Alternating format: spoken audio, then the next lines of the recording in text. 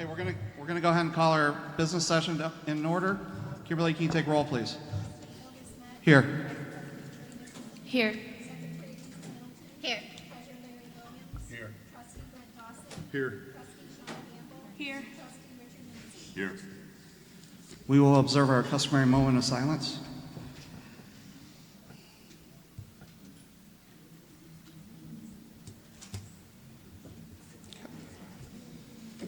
Lisa, can you lead us in the pledge, please?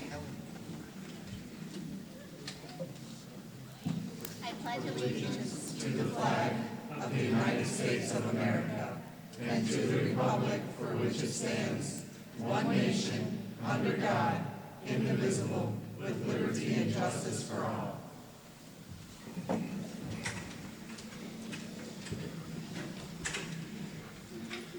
I'm going to entertain a motion for approval of the agenda with a change. I'm asking to move number 3, members of the audience may address the board on agenda items only, to be after number 7, which would allow us to do discussion on the A and B facility needs assessment update and debt equalization millage. So moved. Support. All in favor, say aye. Aye. Opposed? Okay. So we'll move on to academic highlights. Martin Luther King Essay Contest Winners Presentation. Harrington Elementary students. Mr. Giles.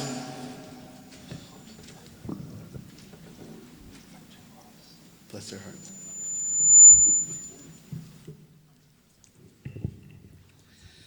So unless you missed, if you missed these young people reading their essays at the Dr. Martin Luther King celebration here at the Opportunity High School last Monday, it was outstanding. So I'm really looking forward to seeing what these young people share with us tonight.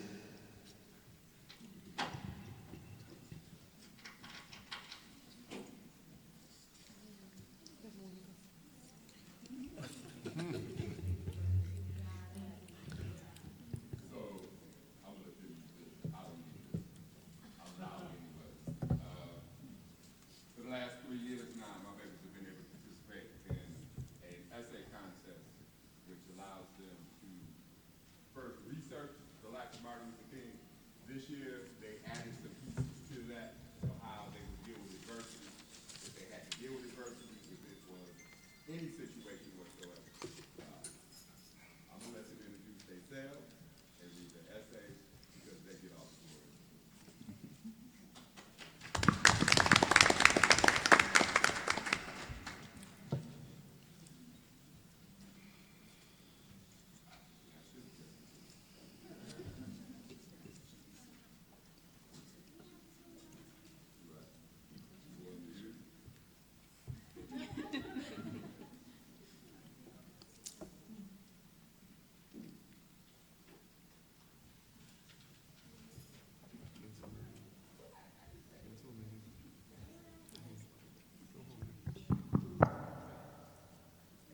Good evening. My name is Taylor Phillips, and I'll be reading my Martin Luther King Jr. Martin Luther King Jr. was an American Baptist minister and activist who became the most visible spokesperson and leader in the Civil Rights Movement, which was the effort to extend all rights to people regardless of race.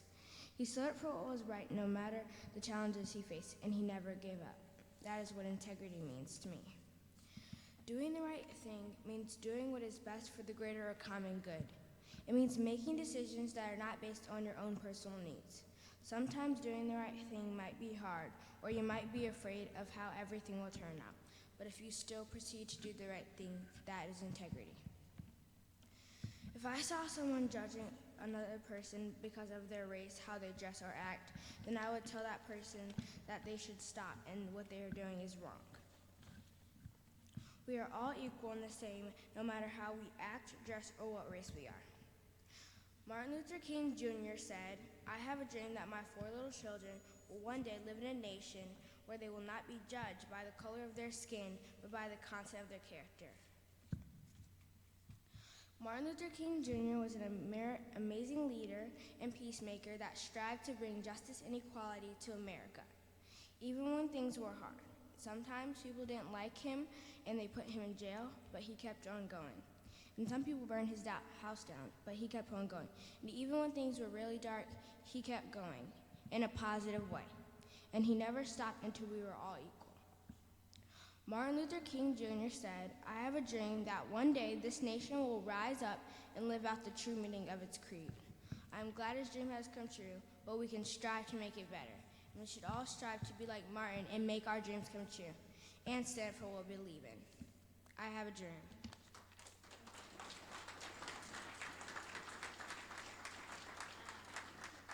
Come on, Mama. You got this.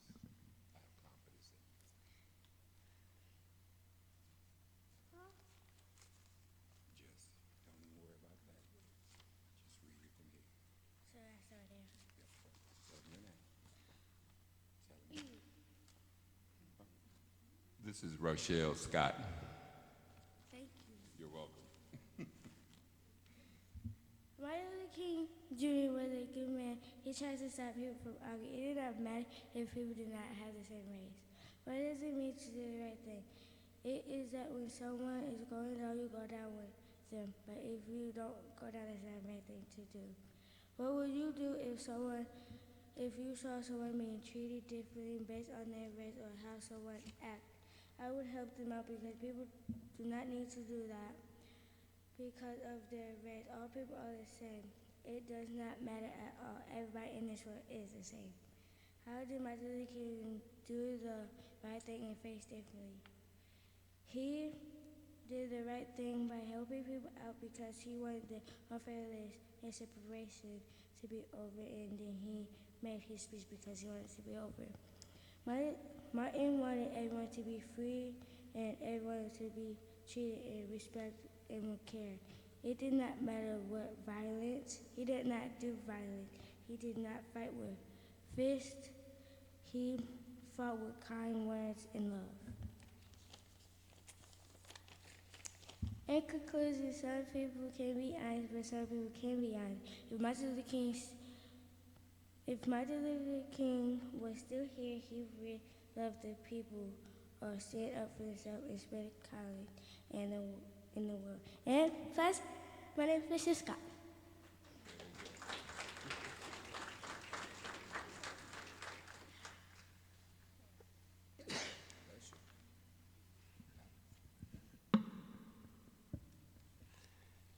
My name is Sophia Williams in Miss Marugan's class.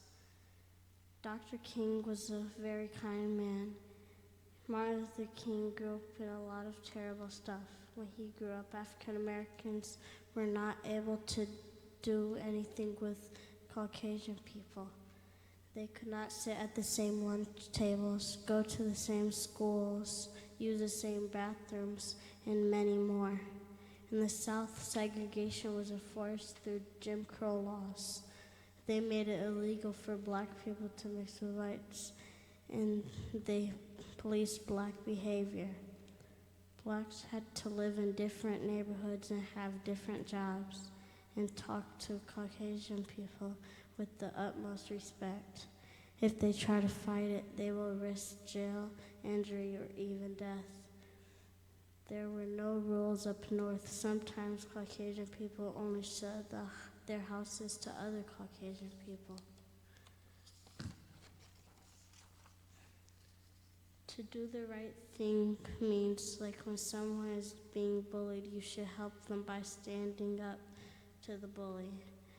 Just a simple act like telling the bully to leave them alone could work, but it doesn't always work, so sometimes you have to do more. If I saw somebody being treated different and getting bullied, I would be their friend. I just don't like seeing that stuff because it is mean to the person that is bullied for how they dressed, how they act, and especially because of their race. I would feel bad for them also if they were getting bullied. Dr. King did the right thing when he ran the boycott of the Montgomery bus system when Rosa Parks was arrested for refusing to give up her seat to a white man. On March 7, 1965, John Lewis, and some other marchers were hurt very badly by the police because they were crossing the bridge. Today we call that day Bloody Sunday. All the citizens saw Bloody Sunday on the TV and were furious at the violence they saw. Dr. King and some other citizens protested. Dr. King worked with the president. More than 3,000 people protested. They walked more than 54 miles, and the president had the U.S. Army Force protect them. Some of the churches provided food and water for them. The people also had to sleep in fields. Dr. King had many speeches, but his most famous speech about jobs and freedom in 1963 in Washington, hundreds of thousands of people gathered in the nation's capital to support civil rights. That was when Dr. King had his I Have a Dream speech.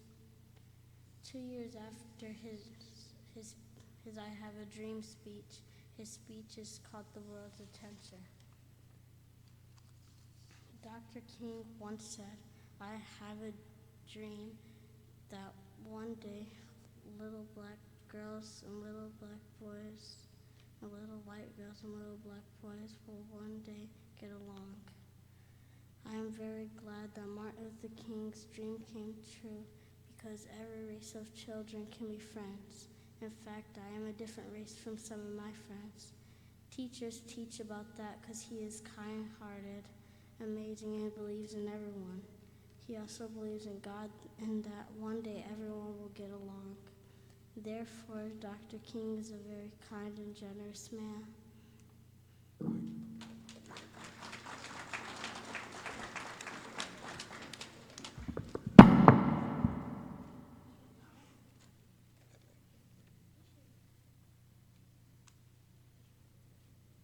My name is Gabrielle Thompson. Martin Luther King Jr. was a civil rights activist. He changed laws that were unfair. The laws he fought for were black and whites who had the same rights. There were signs that said white people could be in one place but blacks couldn't. He made laws fair, and he did not only make laws fair, he made people happy. I feel the need to be a good friend by helping someone else who is in need. If they are sad, then you should cheer them up. I think it means to do the right thing by being a good friend. You should always help someone who is in need. If they are hurt, you should ask them what happened. If they are getting bullied, you should tell them to stay away from that person and tell them to tell the teacher. I have never seen anybody get treated that way, treated by their race. But if I did, I would tell them that they cannot judge a person by how they look or how they dress, what they eat, or what they wear. But I do know something, and it is that you can always judge a person by the content of their character, just like you can't judge a book by its cover. Martin Luther King Jr. did the right thing by leading nonviolent protest and being fair, and not judging people by the color of their skin. He said to join hands and make things fair for everyone, black and white. He made things fair and how they should be. He faced diversity. In his speech, he said, "I wish that one day my four little children will live in a nation where they are not judged by the color of their skin," and I believe this is very important.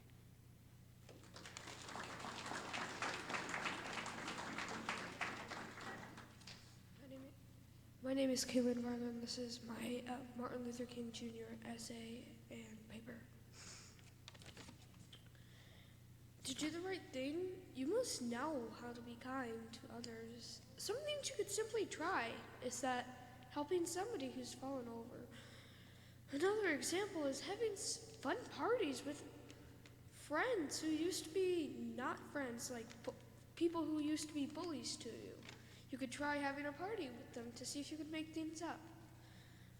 If I saw somebody being bullied because of something like their skin tone, dressing, or how nice they are, I would tell that bully to stop, because that's not the right thing. If the bully didn't stop, I would go get an adult, because that's still not the right thing. If the bully just turned on me because he thought I was a snitch or tattletale, I'd say, "No, that's a lie. You're being dangerous, and that's not nice to others. And if the bully decided to attack me, simply just defend and go get an adult. Martin Luther King Jr. handled diversity in many ways. One way is that he didn't go around and shoot people. Instead, he just simply said, this is the right thing to do. Martin Luther King Jr. did something that changed the world forever, and I hope his dream lives forever. In conclusion, I think people should respect what Martin Luther King Jr. did to bring peace to the world with harmony and joy. In my defense, I think the world became a better place when MLK Jr. was around. I hope people enjoy the things Martin Luther King Jr. did.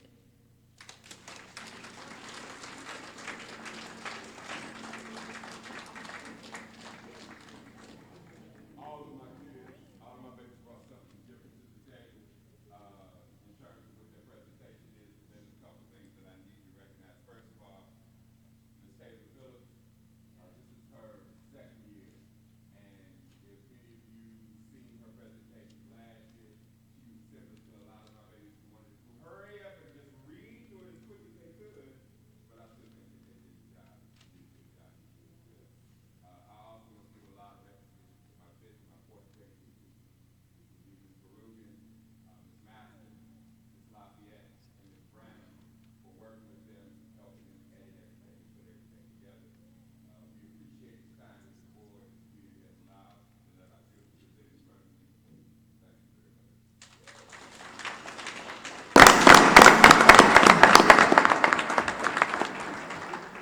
Thank you very much. Thank you very much. You guys did an outstanding job.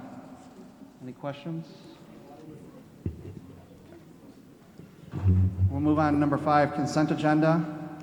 This is minutes, disbursements, and employment. May I entertain a motion to accept? So moved. Thank you. Support. Support.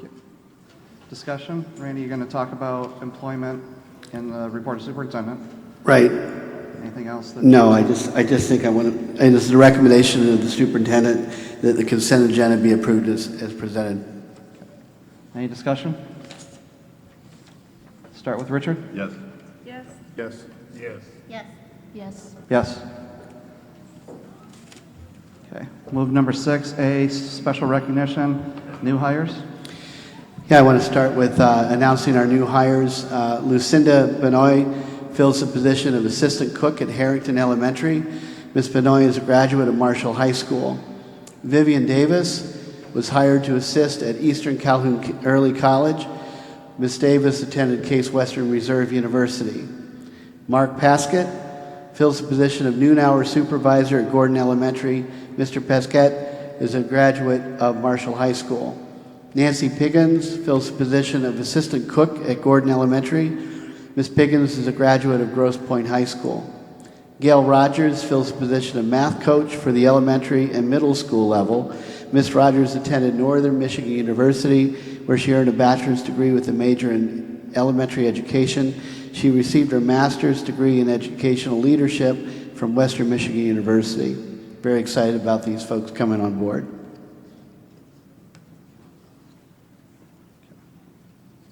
Next, we have School Board Recognition Month. Yeah, so in your packet you have a referendum that was written out by the school board of the Calhoun Intermediate School District.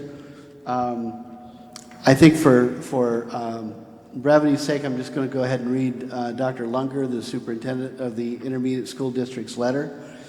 And I want you to recognize that, or see that we've given you the gift of basically a picnic blanket or an outdoor blanket. It's the one side is waterproof, which is really helpful, and it's a gift from Michigan Association of School Boards that we purchased through the Michigan Association of School Boards for you. This is School Board Recognition Month, and you guys certainly deserve the recognition you're receiving. On behalf of the Calhoun Intermediate School District Board of Education and staff, I would like to thank you for the continued commitment that all of you make and the leadership you provide to the students, staff, and community of your local school district. The effort and dedication that is required to serve as a successful school board member is significant and is rarely 24,000, and it is the nearly 24,000 students who attend school in Calhoun County's 12 school districts that are indeed fortunate to have school board members like you setting policy and ensuring that all children succeed. In this mailing, I have included a copy of the local school board District of Education Recognition Resolution that was approved by the December meeting at the CISD. This resolution represents our continued appreciation for your efforts and your continued commitment to public education. Once again, congratulations and a job well done for Dr. Terrence Lunger, and I second that, and the memorandum is in your packet. Thank you very much. Can we have a round of applause for appreciation for these guys?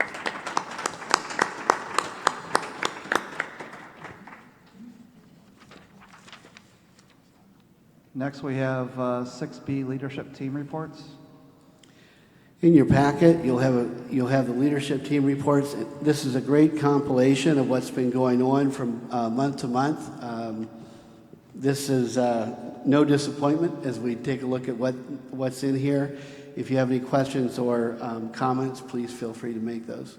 I was really impressed by the middle school when they had the pilot and training visit, the questions they asked and how interested they were. I just thought they were just, it was really impressive to see how involved the kids were in meeting him and learning about what he was doing, and I thought they asked some really good questions. That really just grabbed my attention out of the package. Yeah, thanks for bringing that up. Anything else? Okay. Thank you again for submitting those to us. Okay, we'll move on to 7A, facility needs assessment update. It's part of the discussion. Yeah, actually, I'm gonna combine both of those because I have to touch on it because it all starts out of the facility needs assessment. So we have some slides. I wish we could get some of that glare off of there so that the audience could see. Ben, are you available? Okay, we're working on it. Let me just start with a public statement to begin with. There you go. Thank you. So your school district has been evaluating the facilities needs assessment recently completed to determine what our next steps should be with necessary capital improvements. We formed a facilities needs assessment core committee of community members from Albion and Marshall, 2 board members, 1 from each of the communities, and central office staff. The committee's guiding values were equity in the teaching and learning environments across the district, first and foremost, student safety second, and being good stewards of the resources provided to us by our taxpayers. After careful consideration of the needs in each of the buildings, the facility needs assessment committee concluded that a future capital improvement bond was necessary. And I'm saying 1, but I'm saying at least 1, if not more. The next step was to broaden the participation of community stakeholders and thought leaders into an FNA work group to pick up where the core committee was and to begin looking at the wants and wishes of all of our stakeholders. So the first thing was to unpack the needs. The second thing was to look at and begin getting feedback from our teachers, staff, and administrators about the wants and wishes for our buildings. We have about 20 participants currently engaged in fact-finding. Each Wednesday night, this work group convenes at a school facility to tour and review the teacher, staff, and building administrators' wants and needs, wishes as determined by a survey. So last 2 weeks ago, we did Harrington Elementary. This Wednesday, we're doing Hughes Elementary, and it's scheduled through all 8 of our facilities. So if you looked and do the quick math, we're really not going to be done until about mid-March, okay? Once this process is completed, sometime in mid-March, recommendations will come forward to the board for consideration and approval for board action. In the media and on social media, there's been a lot of communication about debt equalization. We have heard from an individual in the community about how unfair such a debt equalization would be for the taxpayers in Albion, and we certainly understand that. We even heard from Channel 3 News characterized the current dialogue about debt equalization as a proposal or proposed action in raising taxes in Albion. So I need to be clear for the audience and for the board. There is no proposal in front of the board to act upon regarding debt equalization. or a new bond initiative for that matter. The only thing we are doing right now is discussing options and getting feedback. For the purpose of transparency, we wanted to make sure that you knew that out of the facility needs assessment, there is ongoing conversation about all of these things, whether it's a upcoming bond initiative, whether it's needs, wants, and wishes, or whether it's a discussion around millage rates. And these are the realities of what we have to face, but we are not ready to bring any kind of recommendations to the board. In today's conversation, though, we'd like to get a general feeling from you, without taking board action, how you're feeling about where we're at and what this report says. So feel free to ask questions along the way, please. So the Facility Needs Assessment Core Committee and Work Group, concerns have been raised by our FNA participants that there is not equitable teaching and learning environments across all buildings. All of our Facility Needs Core Committee had gone around and did tours. Prior to that, our own Lisa Middleton encouraged board members to accompany her in tours as well. And we all know that our teaching and learning environments in one building are not the same as another. And that's a real concern for us. That some of our buildings right now are beyond the point of significant renovation and or further investment. Those issues are coming up. In particular, those issues will be outlined here in this next graph. And that some of our buildings will have even more emerging needs as time goes on and time passes. And you'll see this in the upcoming graph. In evaluating our funding mechanisms available to public schools, we explored the scope of the needs next to the district's general fund, our sinking fund, private donors, which we received some, and capital improvement bonds. There is unanimous agreement from the Facilities Needs Assessment Committee that a capital improvement bond is in our future, our immediate future. So taking a look at this slide, in your packet you have a 3-page basically document or letter given to you from King Scott, and it's entitled Facility Chronology. Our facilities department and King Scott looked at history, and central office looked at history, looked at different things like when was the building constructed, approximately how much would it cost to replace the building, so that's basically value or of the asset, and then how much estimated cost would it be for identified needs at this point. We're not talking about wants and wishes, we're talking about needs at this point. So in looking at this document,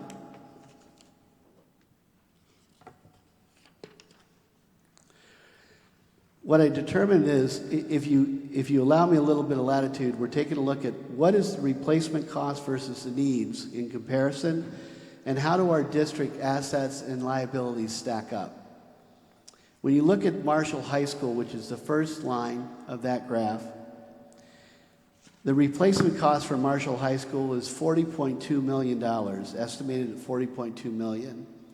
There are $2.5 million worth of needs identified in the 2006 needs assessment that has still not been accomplished through a bond. And that leaves, if you take the 2.5 away from the 40.2 million, that leaves an asset of $37.7 million. Now, the age of that facility is 50 years old. We still talk about that as being a newer building. It's 50 years old. The number of bond additions or renovations that have occurred in the 50 years that it's been in existence since 1970 have been 2 major renovations and additions. Okay? The Marshall Middle School is next on our asset list. The value for replacement of Marshall Middle School is $38 million. The identified needs from the needs assessment is $3.7 million, leaving us a net asset of $34.3 million. Now, the Marshall Middle School, I'm going to asterisk because it was originally built in, 91 years ago. And that's building A, which is where the central office is located and other offices of itinerant staff, as well as the sixth grade students are being taught up on the upper floors. We've gone through 3 major additions and renovations for the Marshall Middle School in 1955, in 1959, and in 2002. But I got to tell you, Building A is still 91 years old. Okay? Randy, we put $1 million into the auditorium in the last round. Yes, we did. Yes, we did. That's part of what's counted, as well as redoing the piping system underneath in Building A to make sure that was corrected. The next one on our asset is Walters Elementary. That value for replacement is $12.9 million. The estimated needs assessment indicates $372,000 in repair, and that leaves us with a net asset of $12.5 million. That building is the newest building that we have in our overall district, and it's 18 years old. We have had no real substantial modifications or additions to Walters Elementary. There's been some minor stuff. But at 18 to 20 years, buildings start showing their age a little bit, and you start seeing things start to surface that need to be addressed. The next one on the list is Gordon Elementary. Replacement value is $8.6 million. There are $615,000 in needs identified, leaving us with a net value of $8 million to the district. This building is 69 years old. 69 years old, but has had 5 times where bond dollars have been used to renovate or modify the building or update the building. The most recent was the addition of our classroom wing for GSRP and early childhood, and some air conditioning, ventilation, air coolant kind of situation. Hughes Elementary is the next at $9.3 million replacement cost, $4 million in expected needs identified by the needs assessment, leaving us a value of $5.3 million. Hughes is 59 years old. Hughes has had significant additions or renovations 2 times in its history. Still a viable school, but you know the conversations we've had about air conditioning not being there, et cetera. And there's issues that we're going to have as we go forward with an age of that building. Then we get to the Opportunity High School, the building that we're currently in. The Opportunity High School has a replacement value of $28.5 million. The identified needs have been valued at $24.3 million. So while we have a net value of $4.2 million for this building, we are pretty much at the point of almost, the needs are almost as much as the replacement value of the building. This building is 53 years old. In that time, there has been no improvements, additions or renovations done to the building, other than ongoing operational infrastructure. Kroll Elementary is our Kroll Early Childhood Center. Kroll is a $7.1 million replacement value for that building. The needs are $7.86 million, leaving us a negative liability of $760,000 for that building.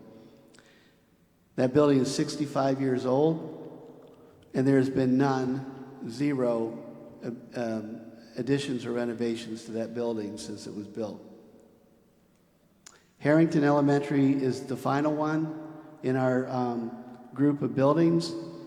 Its replacement value is $8.1 million.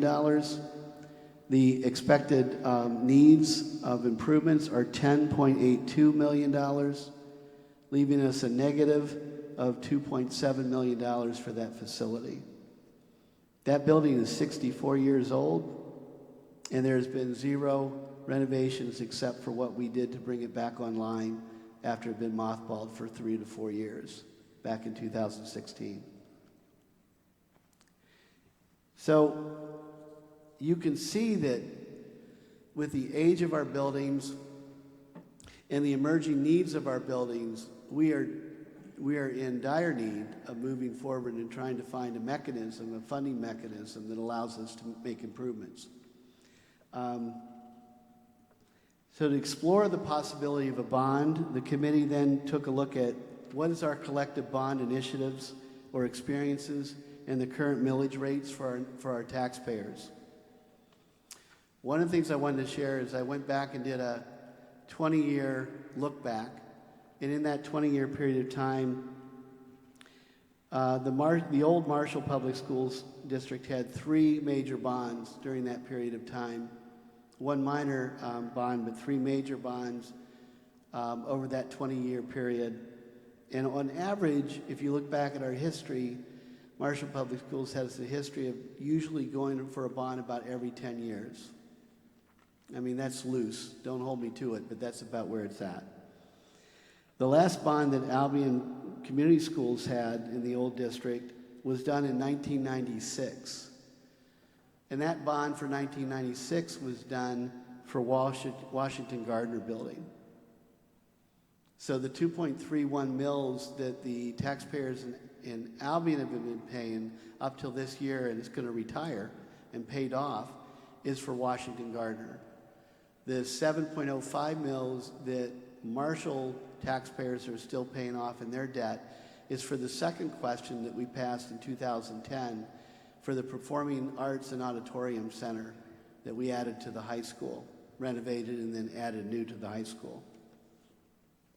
So that's been our experience. Our current bond and sinking fund since 2015. Can we have the next slide, please? Who's doing that? Becky, you want to drive, Becky? Okay.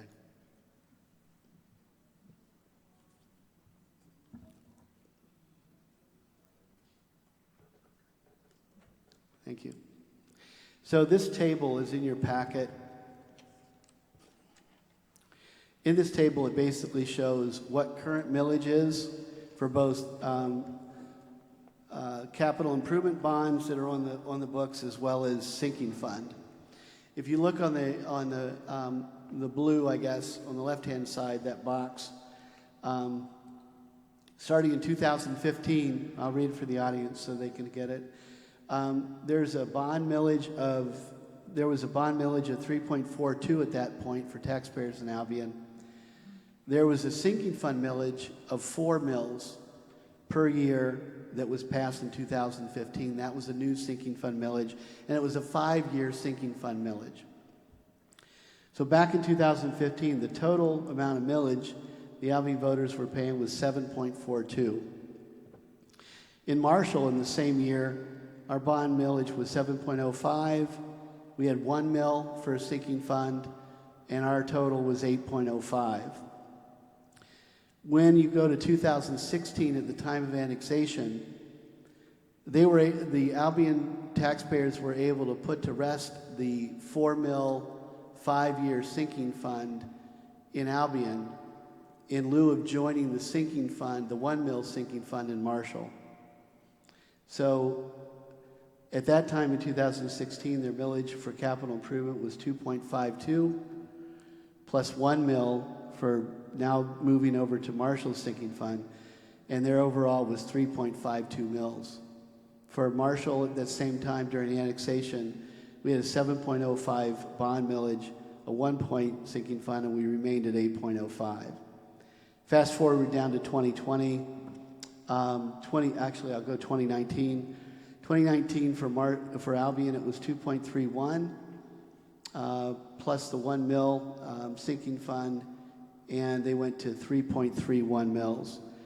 In 2020 for Albion, which is this current year, they will be dropping down to 0.85 mils for their capital improvement bond. I just have a question. Is that updated? Because the last one it had said, I think it was 0.44. Yeah, it was updated, yes. And I got to tell you thank you for that. She asked if the information was updated. These numbers kind of move a bit because it moves on taxable value of properties in the overall district. It also moves based on bonds and the values of the bonds that are being negotiated. So sometimes that does move a little bit. These are estimated and projected costs. This last year in 2019, our millage was at 7.05, and our sinking fund was at 0.99 or 1, and we remained at 8.05. Now we're at, as we go forward, we'll be at 7.05 in the sinking fund through 2024. Becky? Yeah. Yes. It's either 2023 or 2024. Okay, I'm sorry, I don't have that in front of us. So going to the next page, which is, what is the bond and sinking fund since 2015 if annexation had not occurred? This slide shows that if annexation had not occurred, the 5-year 4 mil sinking fund for Albion would have been intact. And from 2015 to 2020, the total mills would have been 7.42, then down to 6.52, then to 6.31, 6.31, 6.31, and then 0.85 this year. And as you see, nothing changed with the Marshall millage. So one of the things the Facilities Needs Assessment Committee said is, well, what was the value added? What was the financial advantage to Albion, to Marshall, to the total district? What transpired there? There's been much to be made about the support that we received from 22G, and I want to outline this for you. One more, Becky. Next one. Table. There you go. Thank you. That's it. So in your packet, our financial impact. The Albion Energy Conservation Bond debt at the time of annexation was $391,528. That was required to be paid back, and so we were able to get a competitive grant from 22G from the state of Michigan that helped us use dollars to pay back that debt. Albion General Fund debt was $2,260,597 at the time of annexation. That was able to be paid back by 22G money. Had an annexation or even a consolidation not occurred, and let's say either the district in Albion dissolved or it continued to operate, those two figures, $2,652,125 combined, would have been passed on to the taxpayers in the old Albion Community District to pay off, had we not received the 22G money, had it not gone for annexation. Can I just make a point real Yes. quick? So basically what you're saying for that part is there's like a two-part to that, it seems like. So if Marshall Public Schools had not annexed Albion Public Schools, depending on what the Albion Public School District had decided to do, that would have determined what would have happened with that debt, because the public school is different than the city. So we can't automatically assume that that money was going to be bonded or be held over to the city itself. If the school had kept going, then the school would continue paying that money like they would any other open public school. Is that correct? Well, okay, so let me try to unpack that a little bit. The reason why 22G was awarded was after annexation occurred, and we were able to request and actually help dialogue through with Treasury what those dollars could be used for. Had Albion dissolved, which would have been a real opportunity if, or circumstance if no one was coming to the table to consolidate, no one was willing to accept your invitation for annexation, Albion would have been in dire straits to dissolve. those debts that I'm talking about there that are on the books would have had to been paid back by the taxpayers. Right, but had Albion not dissolved, which we don't Yes, know, right. then the public school district would still have been responsible for that debt as they would, Yes. you know, a debt elimination plan or something Yes. like that. So, okay, I just wanted to. I'll agree with that, yeah.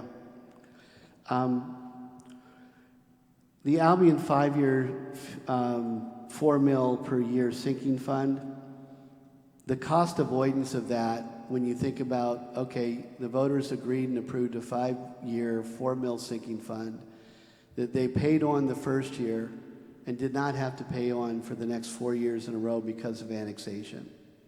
If you take a look at what your taxable values were as of 2019, this is the best I could come up with to help represent. It was basically each mill would generate $218,266.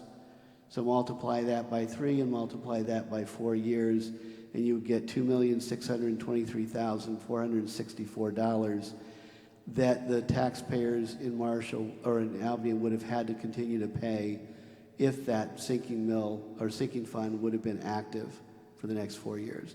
That's not dollars in anybody's coffer. That's a cost avoidance, so the taxpayers didn't have to carry that burden forward. Randy, because this is something that people always, and I forget, what is a mill? And if you saved a mill, what does that mean to a homeowner of a $50,000 house? Looks like a Becky question. Becky, you want to explain that? That's like a percent. It depends on the taxable value of their house. And so, you know, that was like what we talked about at the last board meeting, the calculator, you know, put in your home value and is it $150 for the year on like a $100,000 house? And like that. I think it's $100 on a $100,000 house. So yeah. I saw a couple comments where people were talking about, I only saved X, but a mill, I mean, when you reduce a mill on $100,000, you save $100 in tax. I think that's kind of a rule of thumb, but yeah. As Becky said, though, in the millage that we did in Marshall, we had a calculator that was really helpful for everybody to just plug in your value, house value, and then see what it would be. The next thing in that blue box is facilities investments in Albion since 2016. All of this came from the 22G money. We had $456,000 to do demolition of Caldwell, who had been mothballed for a long time and in extreme disrepair, and was going the direction that other buildings have gone through, whether it's this community or other communities. We did the same thing in Marshall when we got out of Sherman Elementary.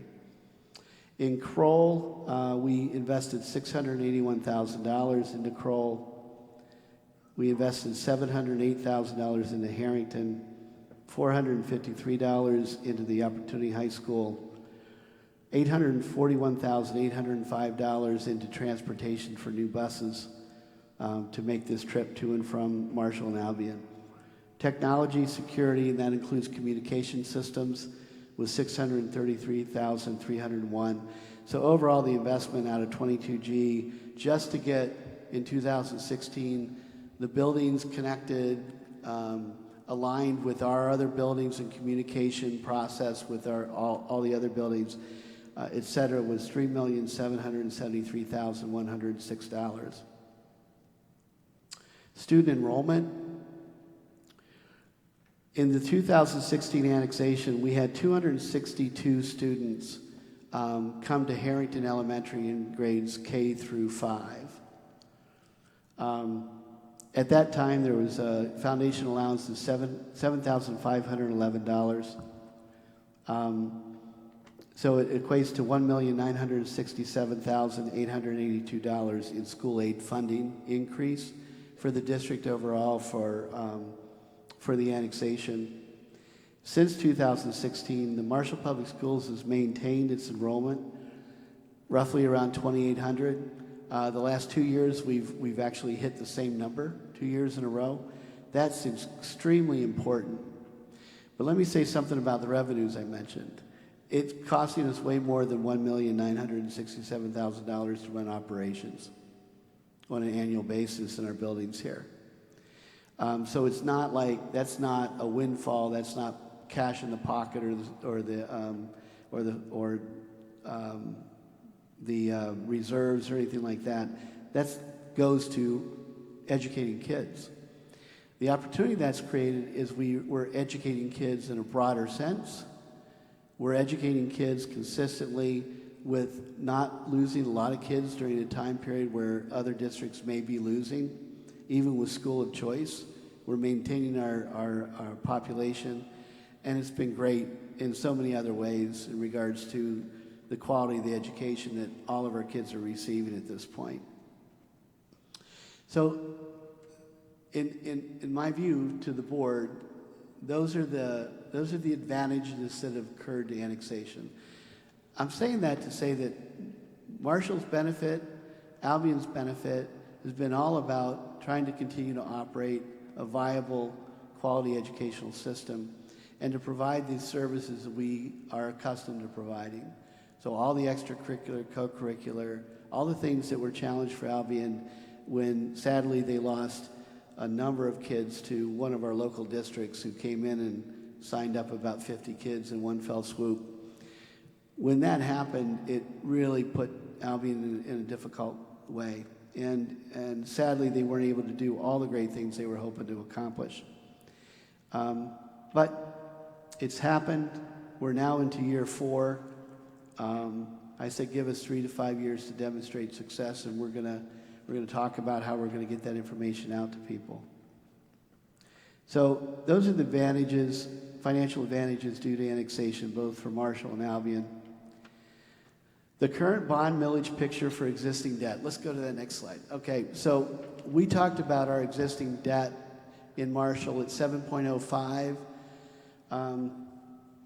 Excuse me, let me get to this. So Marshall is the one that's up top.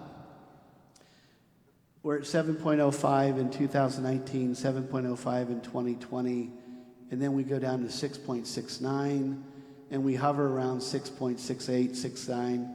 We go down to 6.57, and we continue to decrease until you can fast forward to 2032, when we go down to 5.50 mils, and then we drop in 2033 to 0.13 mils, which is when we pay off the existing debt that we still incur in Marshall regarding the Performing Arts Center and the auditorium. Albion, which is the lower one in the green, was at 2.31 in 2019, is going to 0.85 in 2020, and at that point, there will be no other millage in the current picture for them. So we said, all right, if we don't do anything but go back to the voters, yes? We'll still have the one sinking fund. Yeah, I'm sorry. This is only capital improvements, not the sinking fund. Thank you. Thank you for that correction. We're only talking about sinking or capital improvement right now. So if we were to go to the voters, and right now the needs are clearly easily at $40 million, you don't go to a millage and you don't go to the voters and say we're going to do a 2.5 mil bond initiative. You go and you say to Treasury, we need 40 million, 35 million, whatever that figure is. Treasury looks at that, they come back and they look at our millages and stuff, and then they tell us what that impact's going to be. It's calculated across the board and then projected out how long it's going to take us to pay that off. And when you look at this picture, if we were going for 40 million, we could keep Marshall at 7.05 all the way through to 2038, at which time they would drop down to 4.56, the taxpayers there, and then in 2039 they would drop down to 2.11. Albion would pay 2.31 all the way through that period of time to 2038. They dropped it actually till 2039, which they would drop to 2.11. And then all voters, all taxpayers, across the whole entire new district will be paying 2.11 mils until 2051. It would progressively go down to 1.53 mils in 2051 and then go down to 0.26 mils in 2052. That's Randy, where does does the $40 million come from? Is that just a combination of everything that's on the list? It's only on needs and what the facility needs assessment is talking about. Now, I'm going to say a few things that are not a recommendation yet. So let me be very, very clear. Well, and part of what I wanted to say was Marshall has gone for different levels, different sizes of bonds over the years. And Right. And it often comes down to just my life at 50 years old, that it comes down to what the community will bear. And Right. $40 million would be fantastic. The community may not bear $40 million, and I think you're going to explain. Right. more about It just all depends on whether or not we can get an effort behind us where everybody sees the wisdom of doing that and jumps on board. This $40 million comes out of what we estimate as far as the needs that we talked about in that one table. I mean, you're going to have, the board will get, while the community's going to hear a lot of recommendations on what changes could occur in open forums. And in those open forums, the community will help us shape a little bit about what they like or what they don't like about it. And we'll be bringing that back to the board to say, this is our recommendation. At some point after those recommendations, we then have to go to Treasury and present our case on these are the improvements we're recommending to make. It's approved by the board. We'd like to go to an election to call the question of the millage, and then Treasury has to authorize that we're thinking right about it and that it's legitimate and it's reasonable. In that, though, there's a lot of conversations about equity of the teaching and learning environment. In that committee, they're talking about, could that mean a new school building? Could that mean having to close one? What all is that going to entail? And we're not ready to lay all that out because we're not there yet. We're just having, right now we're going into our second building with this work group, this larger expanded work group, and we've got 6 more to go through before we even start putting that together. And I'll talk about what are the next steps in a second. Can you talk more about how they determined that the Marshall Mills would be 7.05? I think I remember when we were talking about this before, there was a state cap on how much you can... Well, thank you. So if this millage would pass, what our financial folks are saying is the millage over this length of time from now until 2051 would essentially be a 2.31 millage increase to all taxpayers in the county, in our district.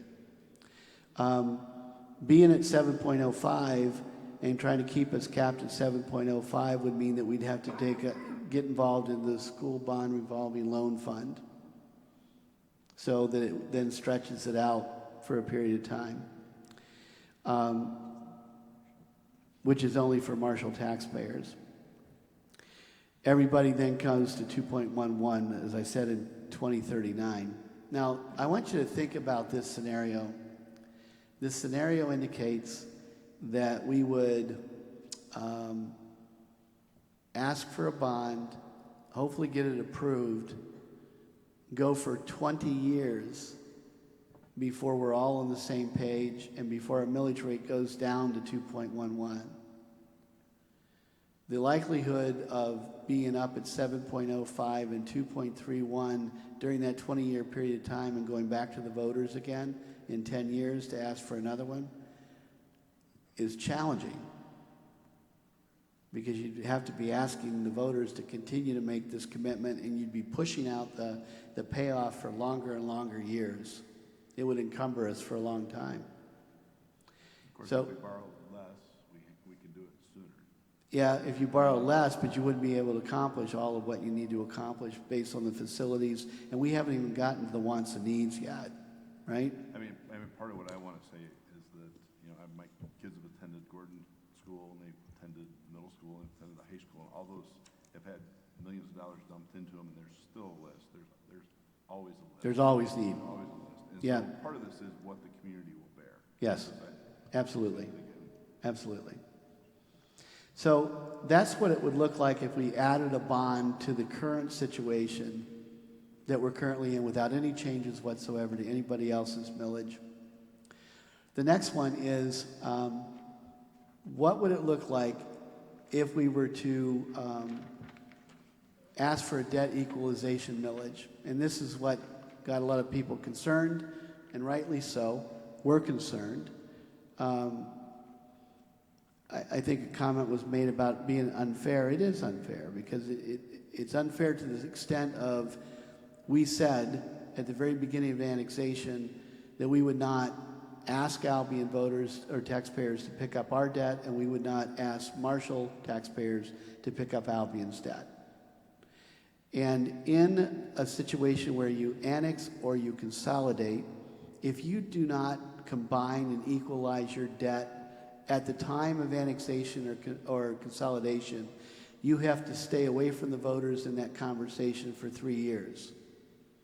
Well, we're now halfway through the 4th year, and this is bubbling up or coming up in conversation. It is only coming up in conversation because you have to look at all the options in front of you before you make a determination or a recommendation on how to move forward. So that's why this came up to the board last time. I understand why people would be really anxious because the impact is pretty significant. So what we're talking about here, if we did a debt equalization, it would have to be a vote of the people, all the people in the district. It would have to be, let's say we did it in 2020 yet, still this year, have to bring Albion up from what they're currently at 0.85 up to 5.25 mils.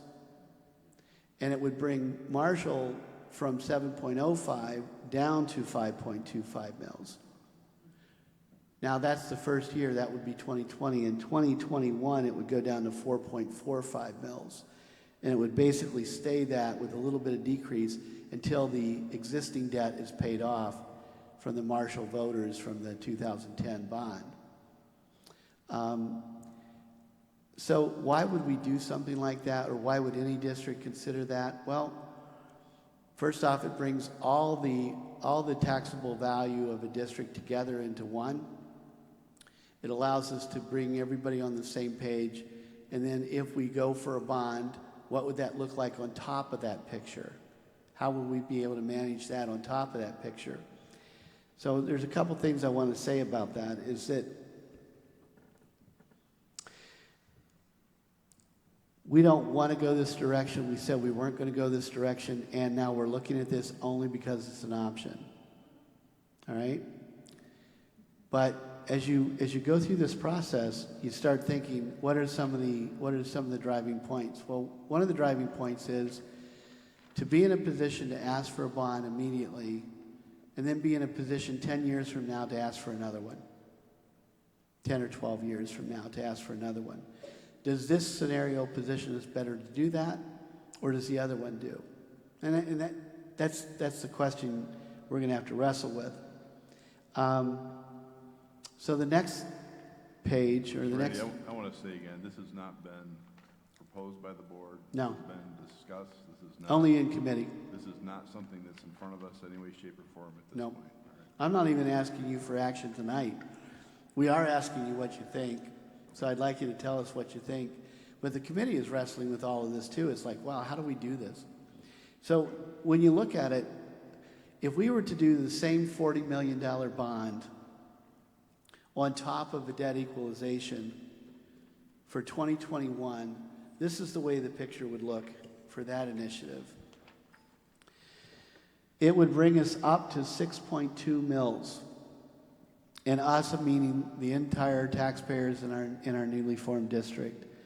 And it would go to 2033, at which time the millage would drop to 3.81, and then it would start dropping to 3.21 and go into the twos all the way down to 2049 to 1.64, then 1.27, then 0.63, then 0.24, that little number back there.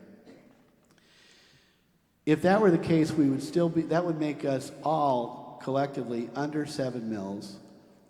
It would be able to drop off considerably in 2033 to allow us to add another bond on top of what would be a 3.21 millage and continue the effort to make improvements in a 10-year by 10-year basis, or roughly 10 to 12 years. But that's a huge, huge step for the voters in Albion and the taxpayers from the old Albion district. And I know that doesn't play well with a lot of people. But, you know, and I'm not going to justify the conversation except to say this is about our performing arts auditorium and music wing and so forth. And that is something we've all benefited, our kids have all benefited from collectively since 2013, which is when we opened it to the public for our school district. So with that being said, there are some pros and cons that the facilities needs assessment talked about quite openly. One is Marshall Public Schools chose not to have Albion absorb Marshall's debt and not to have Marshall absorb Albion's at the time of annexation. We had the 3-year hiatus where we weren't going to have that conversation. It's now 3.5 years in, almost completing our 4th year, when we're having a conversation about this as one of those options. So there's a concern about consistency in what we expected and intended to do, and trust. The second point that the committee's concerned about is debt equalization raises the millage for Albion and lowers the millage rate for Marshall. Now that plays two ways. On the one hand, you have, and it's almost like 2/3 of our voters now in the new district, newly formed district, are the old I hate to say that, are taxpayers from the old district of Marshall Public Schools. 1/3 is from the Albion, the old Albion School District. So we have to be cautious about, you know, getting too much rhetoric around this issue. We need to make sure that we're looking at it in a very balanced way. And we're looking at it from, all right, what are our values? Our values are equity in teaching and learning environments. Our values are student safety. Our values are being good stewards of our resources. And we have a couple of facilities that are going to need some work. The debt remaining for Marshall's 2010 bond is for the high school's auditorium. I said that. Students from Albion have benefited from that. I said that. But in either case of this situation that we're talking about, the bond initiative is levied at the same amount to all taxpayers. So whether we're in that one where we don't do anything about equalization, whatever we levy for one taxpayer in this district is levied to all taxpayers in this district. The difference is the debt that that particular taxpayer is paying into. So no matter what we do, that equally impacts everybody as a new bond initiative. And for that, Richard, as you said, how much can the community bear? Right? So I get that. We all get that. What we're trying to figure out is how do we move forward? We've been pretty good with our sinking fund investments into all of our buildings.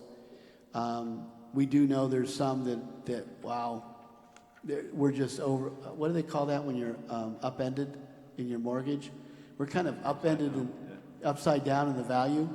We're kind of upside down in the value in a couple of our buildings, in particular 2 buildings here in Albion. And I'm worried that we're going to be that way as well in a couple other buildings, given 10 to 15 years down the line. So what we're trying to talk about is what is the long-range plan? And when I'm long gone, and my successor's there, what opportunities are we going to have as a board and as a community to continue to make value-added contributions to our district? And quite frankly, in 20 years from now, in 2039, I don't have a crystal ball. I don't know what it looks like for what it's going to look like for communities to support schools. I don't know what it's going to look like on brick and mortar. I don't know if the dollars need to be put into new 21st century learning environments that don't have brick and mortar. They have a lot more technology associated with it. Not sure where that's going to go yet. I think my gray hair kind of, tells us a little bit that I'm kind of reaching that end where I'm saying, okay, what is the right way for our district? And that's what we're trying to have a discussion about. The concern that people came up with in regards to The debt equalization, we get. We really understand. Even mentioning it concerns people.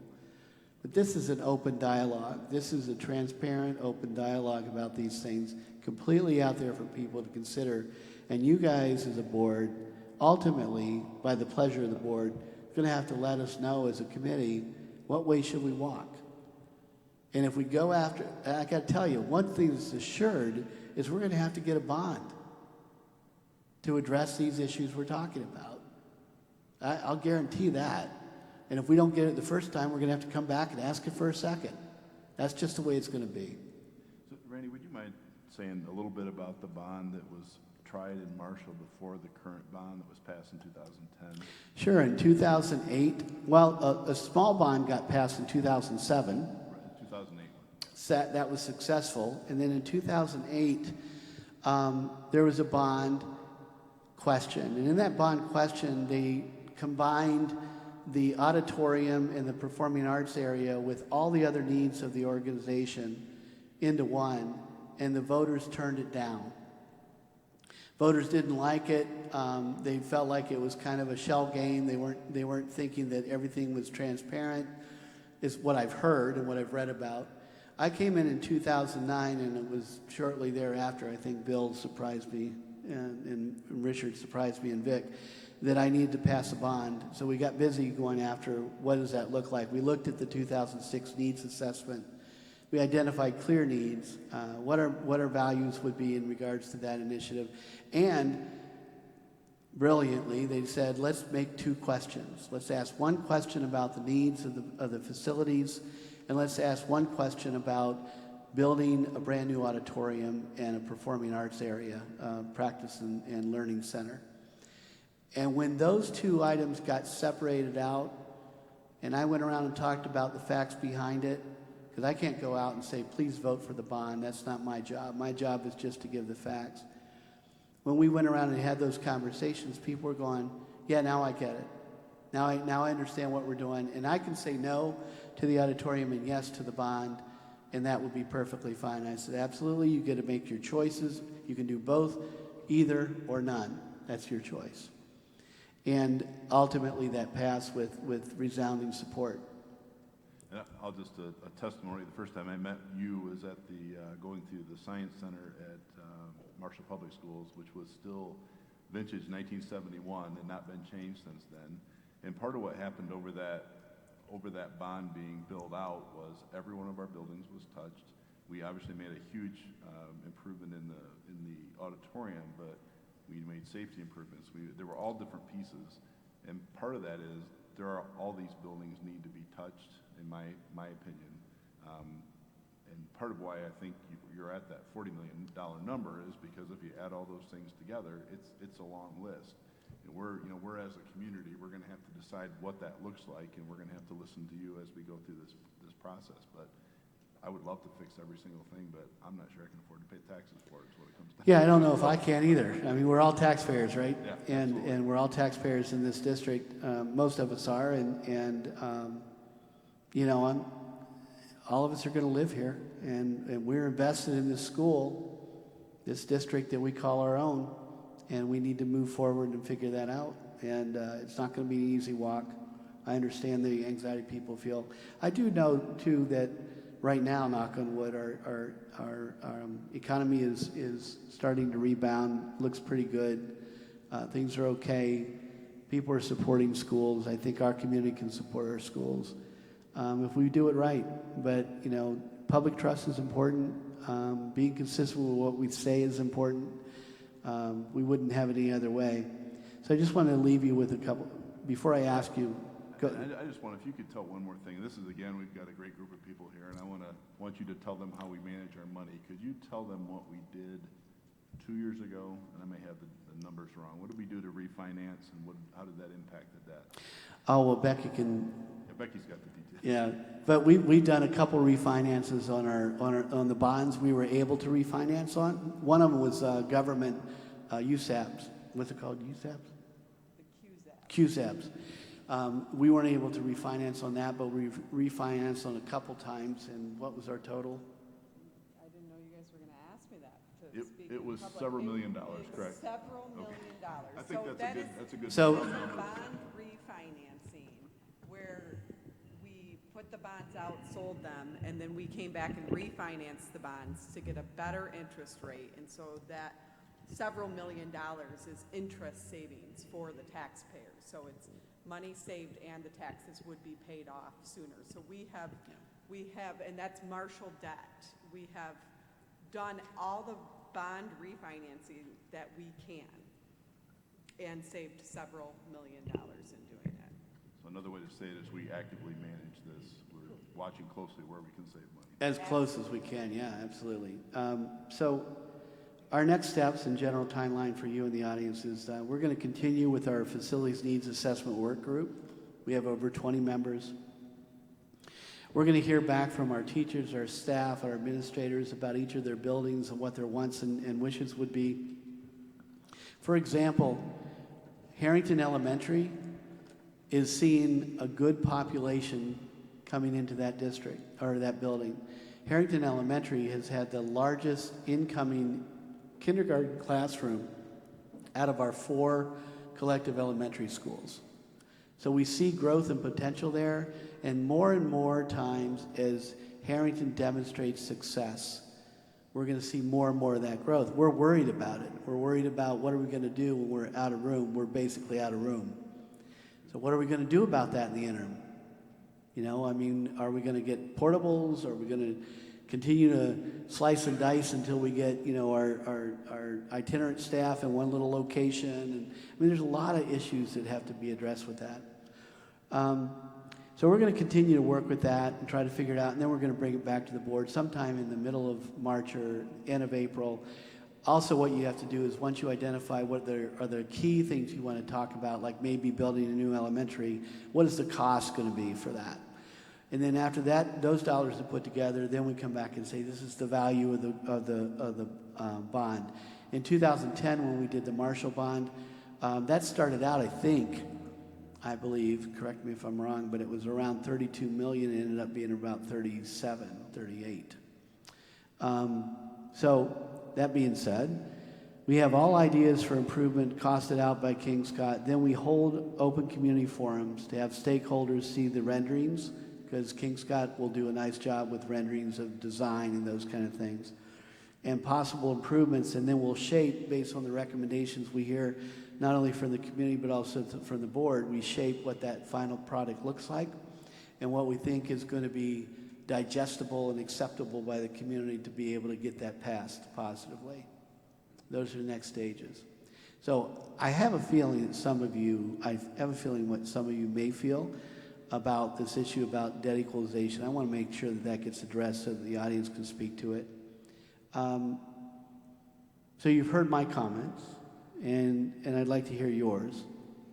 Randy, before we get to all the comments, several times you've mentioned the facility needs assessment, and I think there's a lot of people in the audience that may not know like who's on that and what a well-represented and diverse group of people that are on that facility needs assessment. Could you just like real briefly, like in general terms, like just kind of let the audience know like who's on that, like representing different parts of the communities that we serve? Okay. So kind of know. Yeah, let me see if I can call up the most recent. And I know you don't have to necessarily go like individual names, but just Okay. like in a broad Sure, general. sure. So we have we have the usual folks that are actively involved in our schools and our communities, both in Marshall and Albion. We have 3 of our members on the board that are from the Albion community.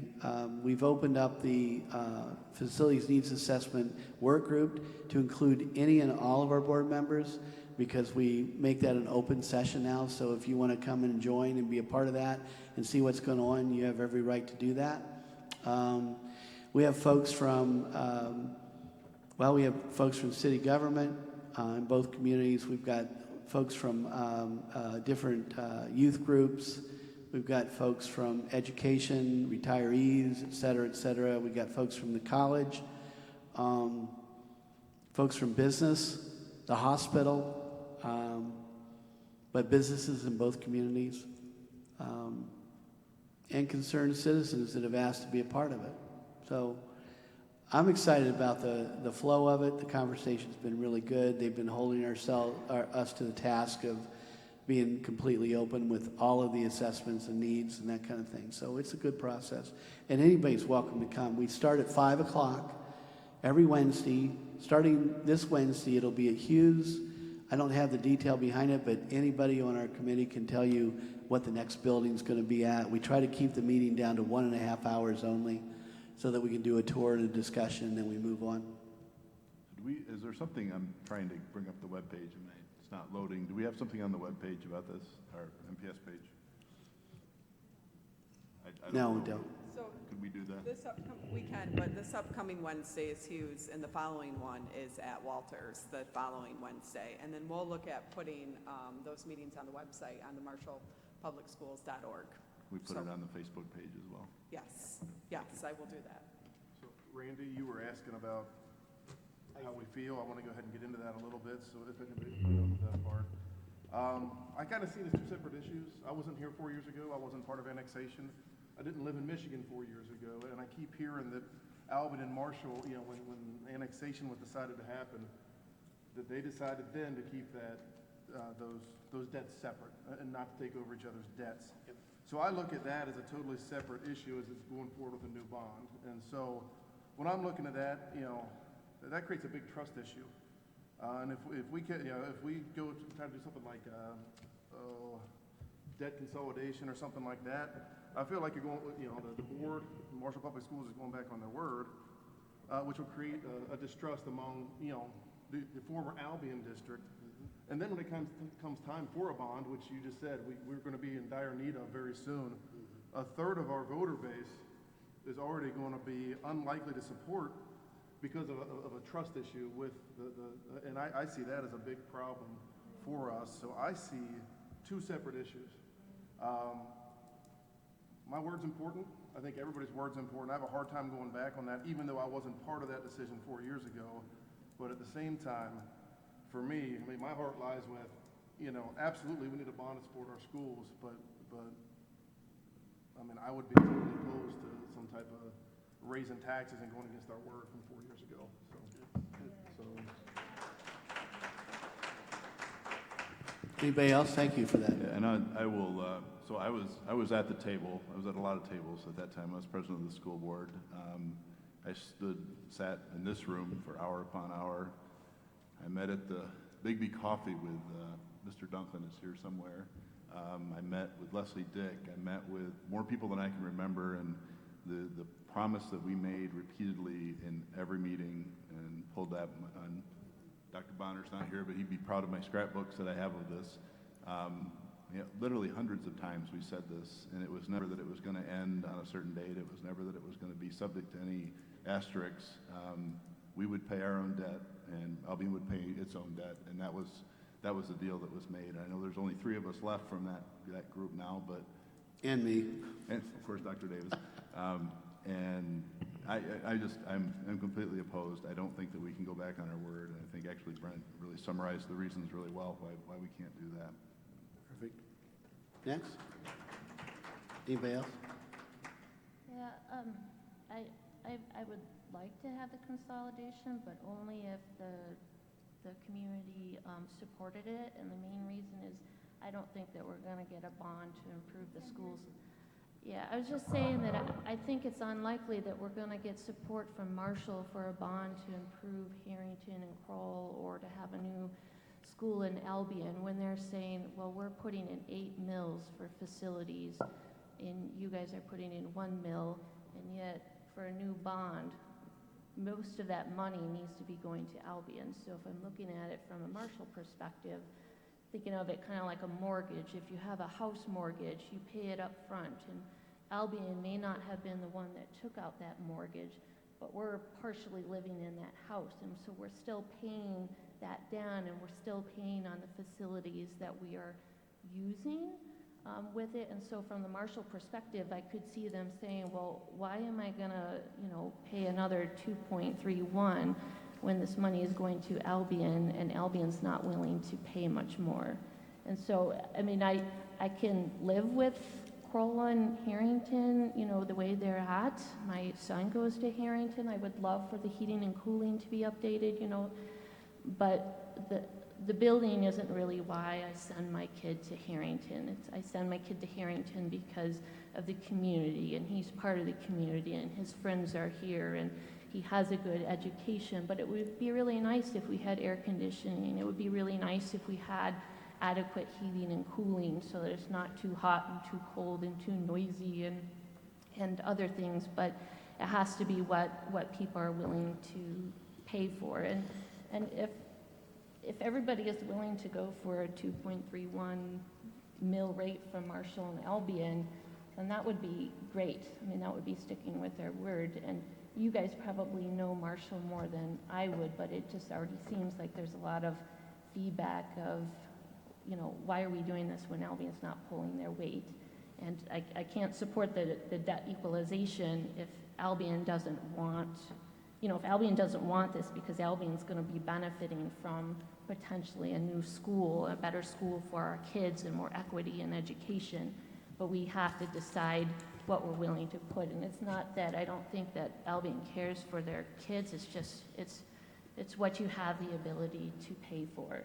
And so I think we just have to get, you know, more information from people, more information from Marshall, and maybe it's to go for a different bond, and if it fails, it fails. Well, I think with the bond, I mean, you're going to have stuff in both communities, you know. All of our kids go to middle school and high school, and I think you're going to have to find a way. I mean, when we get to that point, you have to have stuff that's going to bring the voters in. So yes, you know, if we need a new elementary school in Albion, and that's one of our priorities, then that's one of our priorities. But at the same time, you know, there might be athletic needs or other needs at the high school that would draw some of those voters in. And so I think that's you know, there's a lot to discuss in regards to that, but I think there are ways to pull some of the Marshall people that might be hesitant now, because I agree, you can't say, let's raise our mills and put $40 million into the schools in Albion. You have to say, how does our whole school district benefit, and how do we convince our taxpayers that this is a benefit to all of our kids? Yeah. It's just we're never going to get equalization if Albion has the needs now, and we put equal money into the Marshall city limit where are schools and the ones in Albion, the Albion schools are never going to catch up. And so it may be strategic about which things in the Marshall city limits, like maybe the people in Marshall really want a new athletic facility, and maybe we spend $16 million on a new school in Albion and another, you know, $10 million, you know, on this school, and then $14 million in Marshall. Maybe, I don't know what that point is, but if you spend $20 million fixing stuff here when we have a lot more needs and $20 million there, the next time we look at the assessments, it's still going to be that the Albion facilities aren't really up to par compared to the ones in the city of Marshall. I just wanted to mention, and Carrie mentioned this about the culture of the buildings, and the principal of Gordon is here, so I can talk about that with my experience, because when I moved back to Marshall, hoping my kids would go to the brand new elementary, and turns out we lived on the wrong side of the road, so they didn't go to the brand new elementary, so they went to the one that was built in 1951, which is Gordon. But Gordon has a culture and consistently scores as high or better than the brand new elementary. And guess what? A brand new building doesn't bring higher scores and doesn't bring smarter kids. It's the teachers. I know this is a surprise to no one. It's the teachers and it's the administrators that make the building. And I think Harrington is in a really good place right now. I would love for us to have 3 new elementaries, and Harrington and Gordon and Hughes all be replaced. They're all old buildings. They all need, as old buildings are, they need continual investment. But the new building is not the end all to the conversation. The culture, what the results we're getting out of that, and we're doing what Dr. Davis said. It was going to be basically a 5-year plan to get to increased scores, better place, and we're on track to do that. So, not to say we don't need to do these things, but culture is super important. Yeah, and it's not necessarily just a new building, but if we spend $1 million on air conditioning at Harrington, and then we still need to work on the heating, you can end up pouring a lot of money into that school. I'll take you on a tour of Gordon. You can see where we poured $2 million into Gordon, a new bathroom, and then Dr. Davis knows all the different places. But it ends up being a lot of little patches, a new entryway, I mean, there's lots of different pieces, and buildings soak up money. Yeah, as long as we thought that Harrington was going to stay, as opposed to pouring $2-3 million into Harrington and then realize we need to replace the school in 7 years, and then all that money is just. I drive old cars, and I love to put money into old cars. But I understand what you're saying. Anybody else?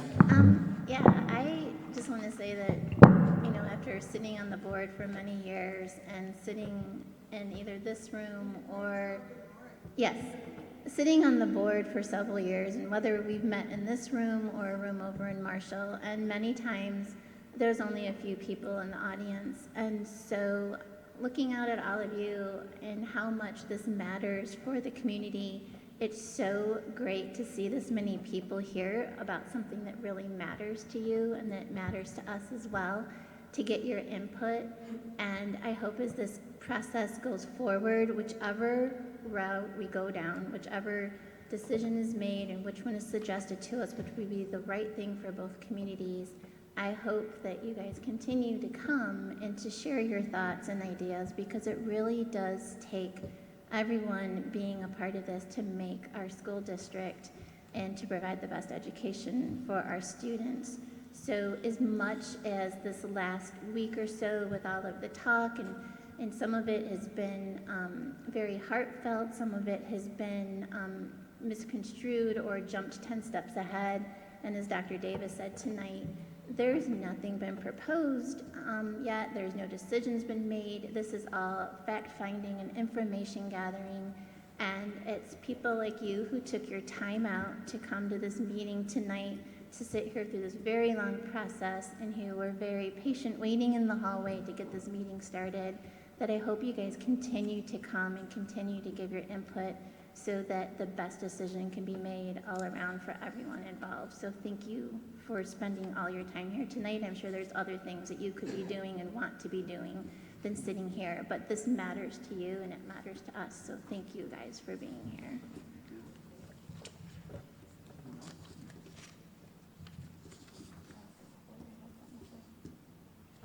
Okay, so Lisa kind of took a little bit of what I was going to say. Thank everybody for coming. I'm sure we'll have a lot of input when public comments come, and that's awesome. That's what matters to us.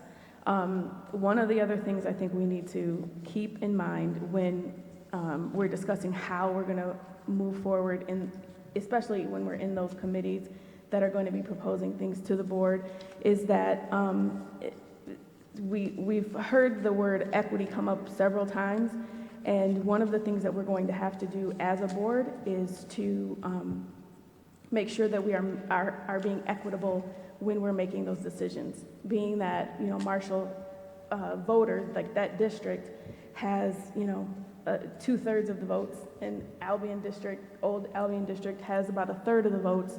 So we're going to have to keep that in mind when we're thinking about what we're proposing. For example, if we were to, propose the debt equalization, 9 times out of 10, the Marshall District is going to vote for that because their taxes are going to go down. And then we can't guarantee that we're going to have a bond that comes through because, some of the things that are on this needs assessment are from 2006. So we know that there's, some time frame that's went by where the old Marshall District wasn't excited about getting those things done enough to pass a bond for it. So all I'm saying is that we just have to remember that we are we need to be a little bit weighted in one space, because we know that if we put those things out to vote, that one space has a much heavier weight in a vote than the other space does. Anyone else? Take your time, let's go ahead and get some feedback. Okay, we're going to go ahead and move on to, we're going to jump back to number 3, which is members of the audience may address the board on agenda items only. So if you can come up to the podium, if you're interested in speaking, if you can give a sheet to Kimberly identifying who you are. And we are going to ask the comments if you look up to 3 minutes. I will set my phone for a timer, and at 2 minutes and 30 seconds, I'll give you a heads up to kind of wrap up your comments in the last 30 seconds. Thank you. Good evening. Good evening, board. I'm going to be very quick because of the 3 minutes. So I don't know how accurate these figures are recently, but the median income in Albion is $29,456. The median income in Marshall is $49,129. And I want to echo two things from Trustee Dawson and Trustee Gamble. I think this is probably one of the major issues I've had since the districts combined is this distinction between equality and equity. And I think there's always this push since the new district to push for equal across the board, but not taking into account the historic income-based, even kind of racial-based differences in the community. And so I think that when the comment was made about not to really emphasize too much the difference between the 2/3 voter base in Marshall and the 1/3 voter base in Albion, I mean, that is a core political issue, right? Because when I was in the council, you count votes. When you're in political office, you count votes. And that is the core of our life together, because that's how we poll people and we say, hey. So I do agree with Trustee Gamble that that's going to be an ongoing issue. And so I'm going to read these comments real quick and I'll stop. So to echo Trustee Dawson, there really are two different issues. The first issue here is, should the residents of the former Albion district pay for a debt that they didn't incur? So that's one issue. And the second issue is, should the new district make investments in its obsolete facilities? I think for number two, we should go for that, right? And put it before the voters. But I think it's, in the lead up to this meeting, I was reading comments that I felt were kind of disingenuous to say that debt equalization somehow increases the camaraderie or the goodwill between the two communities. The 22G money could have been used for consolidation, but again, that's something me and Rich used to talk about during those debates that's something that would not have sold politically in the Marshall area. And so I think we had other opportunities to do that, whether it was consolidation. I know a long-time resident here is really well-respected. Tom Hunsdorfer had an editorial in the Reporter last year, and he was encouraging renaming the district. This is 3 years later. We still have not done that. That could have kind of helped to ease this. But I think that really the board going forward in these discussions really has to hone in on this distinction between equality and equity, because one of the things that really hurt my heart during the annexation was I was a participant when I was younger in a program called King Chavez Parks program at Michigan State, and it was later renamed Gear Up, and we did away with that because the argument was, well, and that was an income-based program, if it wasn't available to the students at like Hughes and Gordon and some of the schools that didn't have income issues, then it wasn't offered in the district. So you basically had a resource that was geared towards low income that we had to get rid of. So I think that's my concern, is that I'm not advocating for equality here, but we need equity. And that means that it's sensitive to the needs of the particular community. So I'll summarize and say, thank you. I would be in support of finding some way to convince our partners in Marshall to support a facilities millage, but the debt equalization, I think that's not fair. Thank you. Thank you.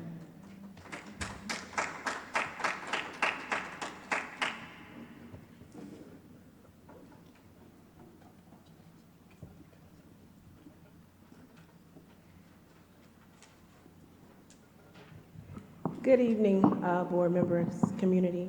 I just want to make sure that I am clearly understanding the information that was presented tonight. It was a lot. So from what I'm gathering, we're looking at potentially having 2 separate increases, correct? The debt equalization plan, which will raise us to over 5 mills, and then potentially the capital improvement bond, which will further increase our taxes. Is that correct? I'll have Dr. Davis address that after your comments. Okay, that's fine. So I just want clarification on that we're looking at 2 separate potential increases. Dr. Nicholson, I just wanted to thank you for your honesty. You were very honest, and you made it clear. Which I think it had been danced around a little bit earlier, but you just came at it Marshall voters will not support a bond without the debt equalization plan. So I appreciate you making it plain. I do urge the board to, as the former comment by former Mayor Brown, focus on equity more than equality. I hear equality a lot, but you know, you heard the median household incomes that were given, and we need some serious consideration into equity. We're looking at two very distinctly different communities. Albion's debt no longer exists. We annexed in 2016. The promise was no increase. If you're dissolved, your rates are gonna go high, and here we are 4 years later looking at high rates. So I urge you all to not proceed with this debt equalization plan. I do understand the need for facility improvements, but Albion should not be responsible for a debt that we did not incur. Thank you. Can you just clarify her question? Yeah, sure. Just for clarification, again, the debt equalization issue came up in conversation like it needs to be in conversation so that we can have a discussion and hear what people feel about it. And what I'm hearing from the board right now is they don't want us to walk down that path, and they want us to consider only if we can get and marshal ourselves around an initiative to go after a bond improvement, capital improvement bond. Is that correct? Okay. Thank you.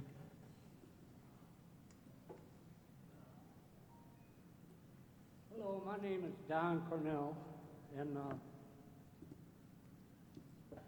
I guess the thing that kind of gets me is that the people of Marshall voted for this increased millage, but the people of Albion never had that opportunity, and now you're trying to combine them, which I don't think is fair. And Mr. President there, you threw out some numbers that your students were 2,800 strong right now, and that there was 262 people that were in Harrington right now.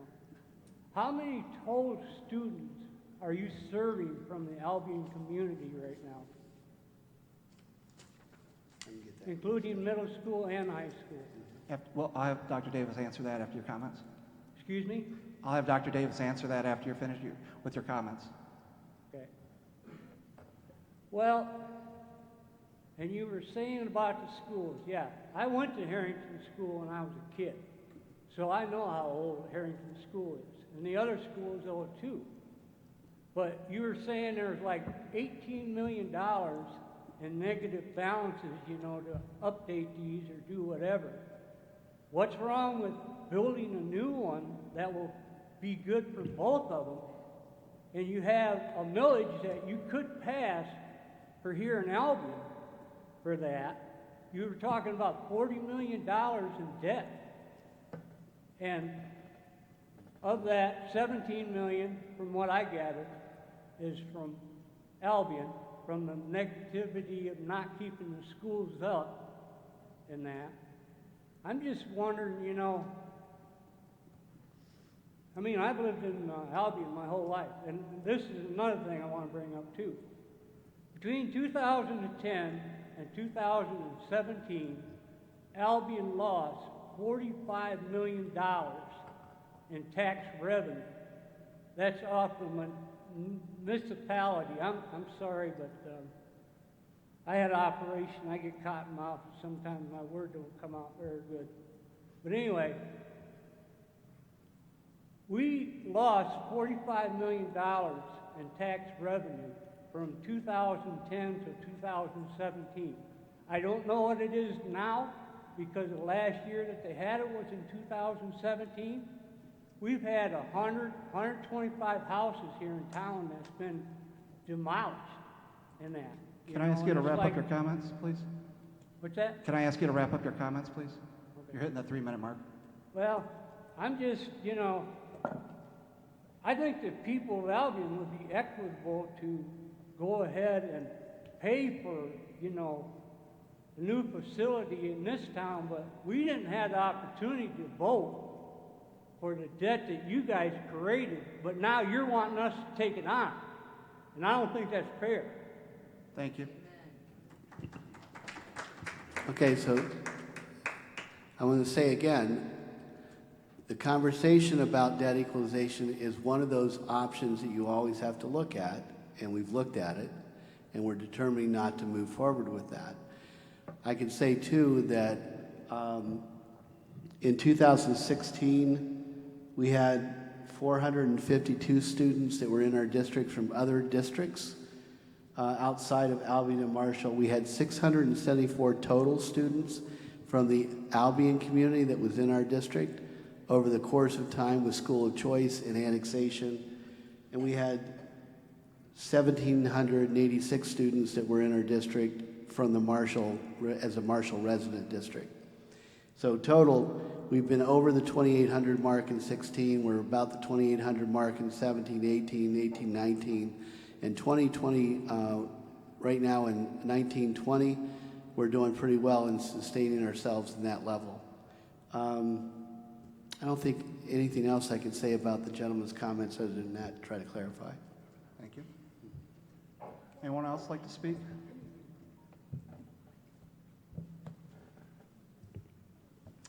Seeing none, we're going to move on to action item 8, approved textbook for advanced placement, AP United States Government and Politics. Randy, can you read us the background, please? I can as soon as I find it. Hold on a second. Let me read it. No, I'll read it. Where is it? Yeah. At the board combined work business session on December 16, 2019, the board discussed recommendations received from the curriculum director to adopt a textbook of the AP Government and Politics course at Marshall High School. The Curriculum Council joins the curriculum director in recommending the proposed textbook. The textbook has been available for the public to review since December 16 to provide an opportunity to receive public input. The textbook is now being presented to the board for action. It is the recommendation of the superintendent that the action item curriculum and instruction be approved as presented. So moved. Support. Thank you. Discussion? I think we were able to review it, or I think it passed around. And Cool book. I liked it. Yep. That's good. Okay. We'll start with Shauna. Yes. Yes. Yes. Yes. Yes. Yes. Yes. Okay. Move on to item 9, action item other, nominate candidate for the Calhoun Area School Board Members Association, CASMA 2019 Distinguished Service Award. So the background is annually the CASMA asks local school boards to nominate individuals for consideration for the Citizens and Professional Awards. Individual board members, have names to be submitted, are requested to present those names to their respective boards for board action and formal nomination to CASMA. For those nominated, one individual in Calhoun County will be recognized with the Professional Award. One will be recognized with the Citizens Award, as well as they sometimes choose individuals who are recognized with a special education or a special accommodation award. A suggested nominee to be considered for nomination by the Marshall Board of Education is Mark O'Connell for the Professional Distinguished Service Award. The board will now consider taking action to nominate the suggested nominee as presented. It is the recommendation of the superintendent that action item other be approved as presented. So Randy, I thought we discussed this last time, and I thought I nominated him. Did we pull that back and decide to wait? No, we just didn't vote on it. Did we vote on it? I'd like to make the motion again. Please. Okay. Why don't you make an eloquent one? Don't get me started. I support. Discussion? Actually, so I just have to tell the story that having served on the Cronin Foundation with Dr. Davis and with Mark O'Connell, they will come in and make proposals, and the two of them will start to wax eloquent on these projects that we're talking about. And they've impacted this community, they've impacted the Marshall community. And after 20 minutes of listening to them talk about how wonderful these things are, I said, so who do you think is going to vote on this? Right, I was ready to vote as soon as you make the motion. So Mark has done fantastic things. He's very deserving and been a great collaborator with Marshall Public Schools. So I think he got his start in Albion, didn't he? As a social worker. Way back in the day. Way back in the day. Sorry, a little history. Call the question. So any other discussion? We had, and we didn't bring anybody forward from the Citizens. citizen side, correct? No, Okay. not that we're required to. We're not required to. No. So we're at Brent. Yes. Yes. Yes. Yes. Yes. Yes. Thank you. We'll move on to number 10, Board Professional Development, Strategic Communication Plan Objectives. For the sake of time and respecting the other two cases that we need to take a look at as far as student discipline, I'd like to abbreviate this as quick as I can. We have seven? Randy, I brought this forward, and just keeping in mind with what we've covered tonight, I don't have any objection to pushing it off to another meeting. Yeah, that's great. With your permission. All I'm going to say is in your package you have 6 objectives for communication, and you have the outcomes of our SWOT analysis. So please review those, and we'll put it on the agenda next time. Yep. There was no action item, right? So we don't need to. No action, I can correct. look at my iPad nights. Professional development. We'll move on to number 11, public comment. Anyone can speak on any item.